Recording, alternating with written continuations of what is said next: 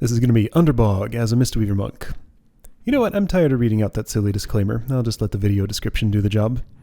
Anybody joining me at episode 38 or whatever this is can just figure it out, I guess. Alright, so yeah, Underbog. Ooh, man. Having some trouble talking to these quest givers. Is latency going to be a problem here? Oh, there's something unfriendly here. Kind of rude to have enemies coming up right when right in the range of the quest givers, but it does happen sometimes. Just have to be ready. Alright, I see a warrior tank. And some other stuff. A hunter, a rogue probably, and what's that second one? Mage. Okay. Arcane mage, I think. Still collecting grizzly trophies.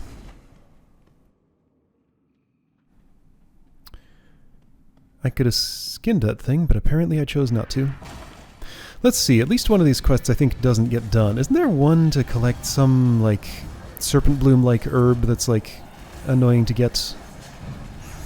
I think that's here.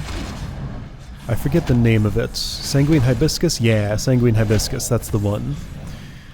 I imagine there are enough if you know where to look, but my eyes just do not see them, so I don't find the hibiscus that I need. I remember that quest always being a problem for me. I should learn all the locations where they grow just so I can do this as I pass through this dungeon while I'm leveling new characters, but I haven't yet. Underbog Lurker. One of these things, I think there's a quest to kill some larger thing than this somewhere here. This is a cool dungeon. Burning Crusade dungeon. Gonna be mostly in Burning Crusade today. Yeah, that big thing there. There's a quest for those. What are they called? Looking ahead for bosses. I think right around here was finally the point where I realized that the dungeon guide describes boss mechanics, and I should take a quick look at it before I fight stuff. It took me until this dungeon to realize that. You are spinning that thing all around. Is that necessary? Also, I'm letting your health drop kinda low. What am I doing? Hardcast Enveloping Mist. What's happening? I think I was fumbling a little bit because I was, his health was dropping a lot faster than I expected it to all of a sudden. So yeah, switching from fight mode to heal mode here. Oh, somebody has herbalism. And you can, so the same way I can use skinning to take some resources off of certain enemies that are killed, herbalism can do the same thing for plant-based monsters like these. You saw me when I was playing my warrior, mining a thing in mana tombs. So yeah, different gathering skills can sometimes pick up different monster corpses. Engineering can do mechanical things, I think, too. I haven't played a lot of engineers, though. My new paladin is one. Still haven't had a chance to play her. It might happen later today or this weekend sometime. I'll get there. Still just been monk and mostly fire mage lately. There have been times when I was leveling like 3 or 4 characters at once and just switching back and forth, like trading off rested experience. You know, I'd play one, burn through their rested experience, move on to the next one, burn through their experience. Then, you know, the next day they all gain rest at the same rate, so they would get experience quicker trading off that way overall than if I was just focusing on a single one at a time. Not too worried about that this time, really, because I'm happy to fill in the levels that dungeons don't get me with questing in the world, just because, like, I haven't done Horde world quests all that much. All my questing experience has been on the Alliance, mostly. So yeah, just like going through zones and actually doing the quests in them has been, I don't know, it's been an experience. The quests are not really the meat of the game, but they're at least a decent activity to do between dungeons. Queue times are longer for the mage, since it's in a damage roll, which is more oversaturated than healer. I'm expecting super short queues when I'm tanking with my paladin once I get to it. So I've created her. I've looked at her abilities. I've read up on what sort of rotation or priority a protection paladin should use, but I just don't really get it. I just have to actually try it and feel it for myself. I don't know. It won't make sense to me until I actually do it. And it had been a very long time. Like, even last time I was playing this game, I did have a paladin who I did play as a protection paladin. I think he was mostly holy by the time I was ready to quit the game, because I ended up enjoying that more. So let's see, I guess I learned protection paladin mechanics in Wrath of the Lich King. Then by the time Cataclysm came around, I wasn't really playing that character that much anymore. Hunger Fan. Okay, this is a boss. I just noticed. He's almost dead. Got some entangling roots around him for some reason. That rogue's hurting a lot. Should I do something about this? Not sure what happened to her, but something.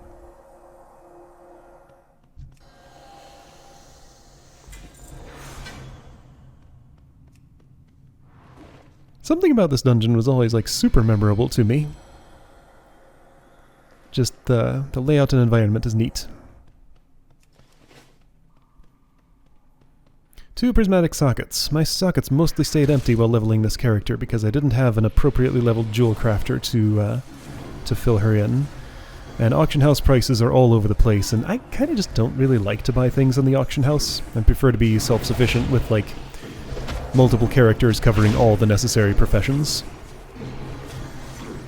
One of the reasons I want a whole roster on this same server, other than just wanting to have all the classes available to play them when I want to.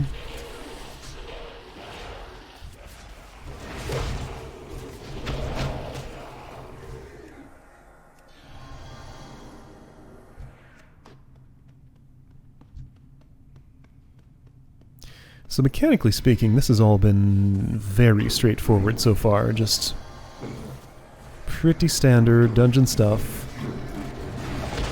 Nothing that's stood out yet. Can't remember for sure if that's going to change or not. It's funny I say this is a memorable dungeon, but like mechanically it's just completely unremarkable. Just a cool place to be in.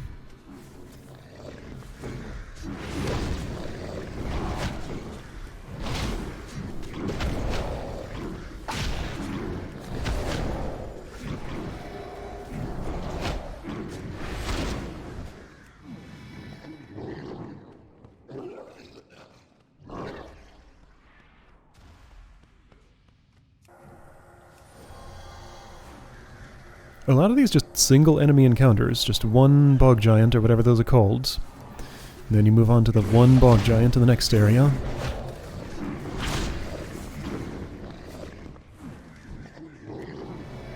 I'll bet more aggressive tanks would be tempted to pull multiple ones of those at the same time. I could probably keep up with that.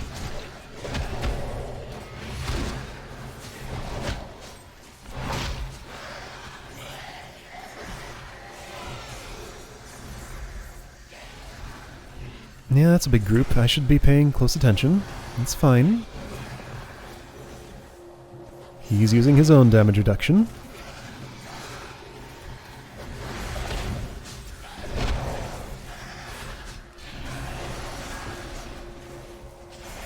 A whole lot of reputation gains going on. 3 different factions all at once. Cenarian Expedition, really? And Sporagar and Orgrimmar because of the tabard, I think.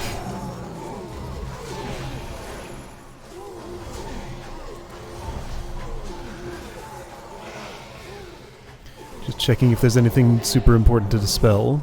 I took some damage. I think I attracted somebody's attention. Yeah, there's a caster there that the tank hasn't picked up. There, he got it.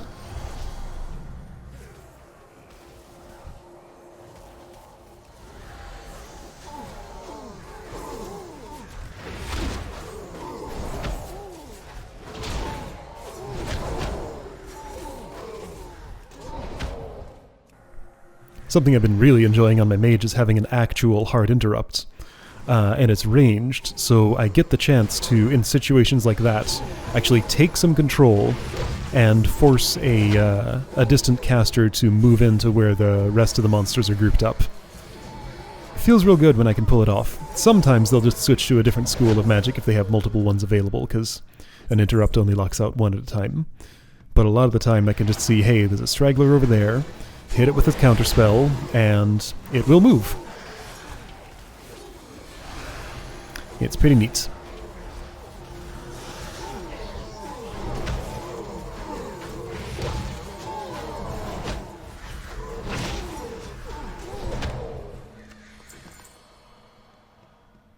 I've heard a Restoration Shaman gets an actual interrupt, and that they're the only healer who has a real one. So that ought to be fun to play. That is something I very much miss while playing a Mistweaver.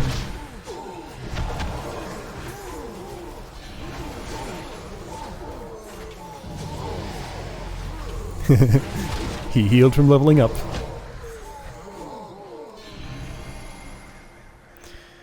You couldn't really plan around that very effectively, but it's nice when it happens.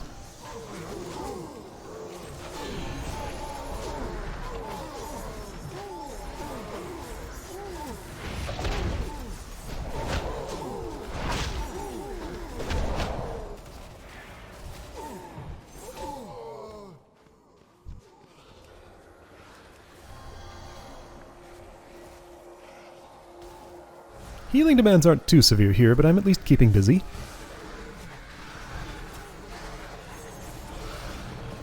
Right, this section of this dungeon kind of goes on for a bit. I sort of preferred it when it was like this naturalistic, mushroomy, planty stuff.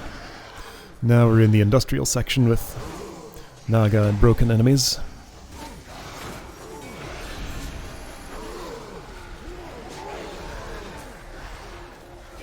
Just not a vibe I enjoy quite as much, apparently.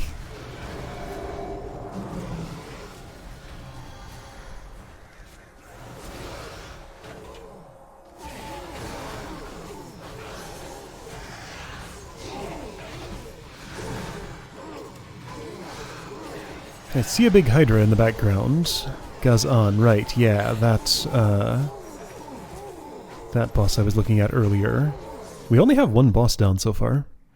Still a bit to go. This is not a tiny place. It's not huge, but it's definitely not tiny.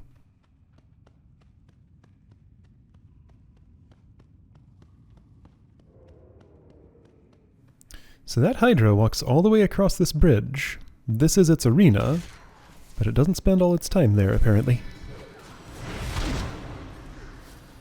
Has some kind of tail swipe. I got knocked back. I'm still standing in tail swipe zone, so it's probably going to happen again. I might be out of range now. No, totally happened again. Don't stand there. It's like I'm trying to stay in the tail zone. What am I doing? There we go. The side is better. No, side's not much better. Maybe you just always get knocked back. Oh. It didn't last. Yes, that didn't matter much. Oh hey, I got my first sanguine hibiscus. I know they grow in the ground somewhere. Yeah, so there's some direction you're supposed to jump off of this to move on. He's checking his map. I can tell because there's an animation for it now. I guess that's the way? Okay, so it's northeast. Got it. Good to know.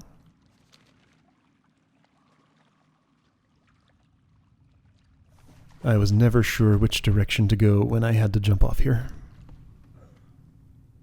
So northeast is the way. Oh, okay, so the hunter had to put away her pet and call it back, or two pets. Yeah, pet classes, there aren't a lot of them. Isn't it just like Beastmastery Hunter and Demonology Warlock these days? Maybe other warlocks also get pets. I want to say that I've read that marksmanship hunters don't get pets anymore, and survival hunters are actually melee now? I don't know. Anyway, so Fentarg, the warrior here, disappears for a little while. I'm sticking by his side, but he's gone off to do something, I guess. Wasn't sure how long this was going to last.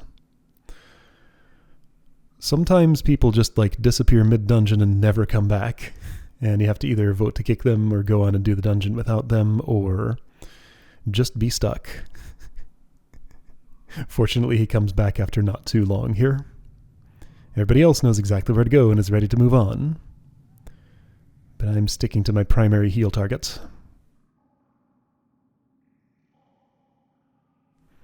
Maybe he was very closely reading the quest text from Earthbinder Rage there. Just really into the lore. Greetings. Goodbye.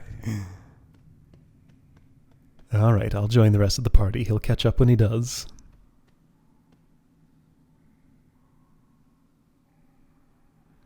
Got things roaming around there, so you can't go much further safely.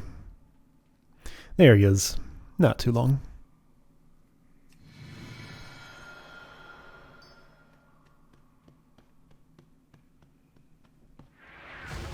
Interruptions happen. You have to be prepared for them. You never know what's going on at the other person's computer.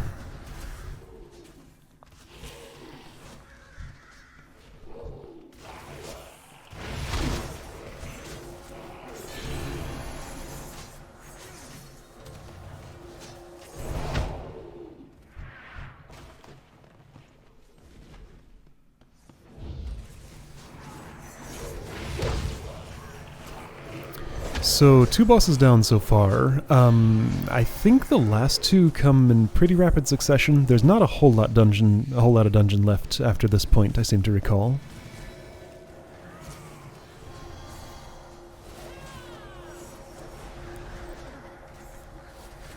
This hunter keeps yelling. Guess that's probably some sort of temporary damage boost she can do or something. Still don't know how hunters work. I'll play one someday.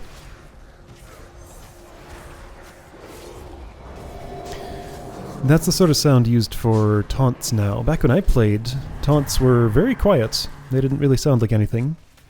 Now whenever you use one, the character yells real loud. I'm sure I'll be hearing that a lot when I'm playing a tank. I hope it's not too annoying.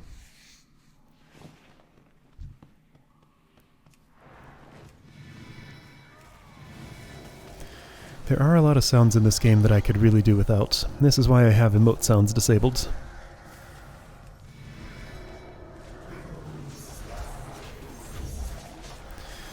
But I do like to have at least some audio so I can hear what's happening when, important sounds go off. I don't want them all off, just the annoying, useless ones. Okay, so there's a fear effect going on. I don't know why it's called horrified.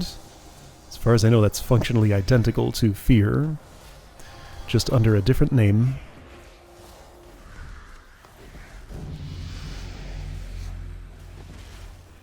Everybody leveling up. Not gonna be me. I'm a long way off.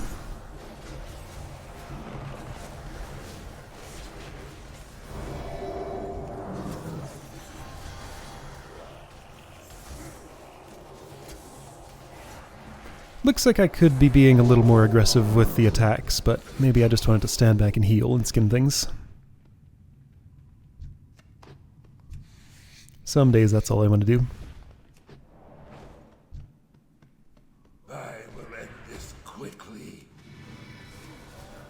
Dealing damage as a healer isn't all that satisfying. Whoa, that was a big hit. That was like 40% of your health in one blow.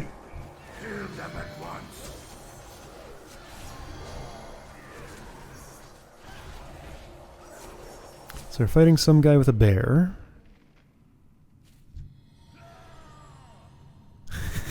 Everybody's trapped and nobody can do anything. That bear is a druid. That's right. Okay, so this is a hunter. And the hunter has somehow tamed a bear druid as his pet, which you can't normally do. That's a Tauren druid, I can tell by the styling.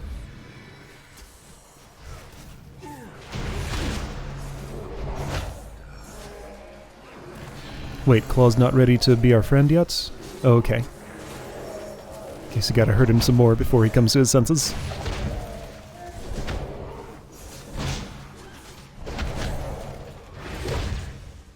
Okay, there we go. He shifted back.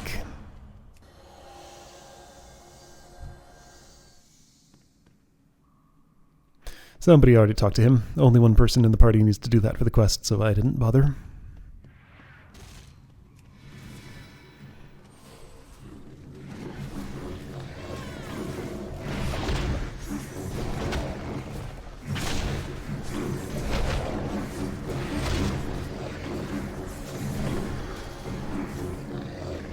I have no idea what's going on with the story here. Don't know who we're fighting or why. It's just another dungeon to me, I guess. Now I've gotten myself a little bit curious, you know. I'm not into the lore of this game, but like, what is going on here anyway? I should actually read the quest descriptions at some point and see if I can figure it out.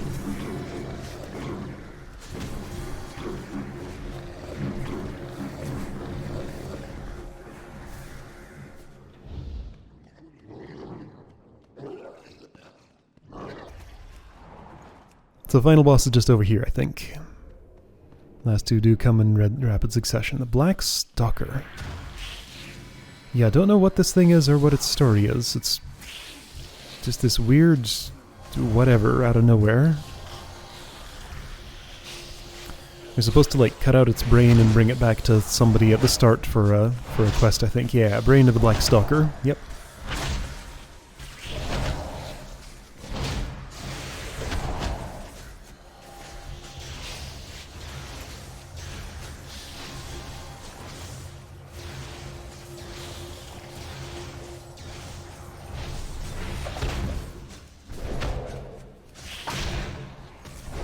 I thought I remember this being a more serious fight.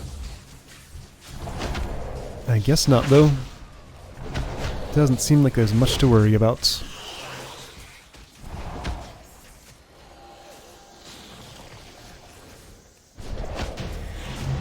There we go, Underbog.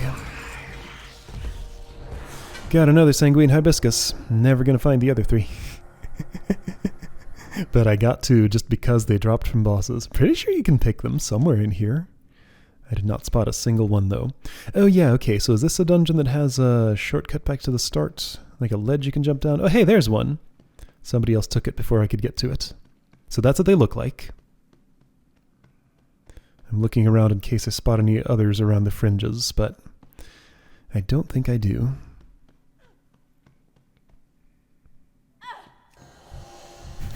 It amuses me that the ledge you jump down for the shortcut will cause you damage. Get some mushroom trinkets for this if you want them. They're both worse than what I have. Kind of. No, they're not. They're a much higher eye level. They just don't boost stats the way that mine do. Alright, that's Underbog. See you next time.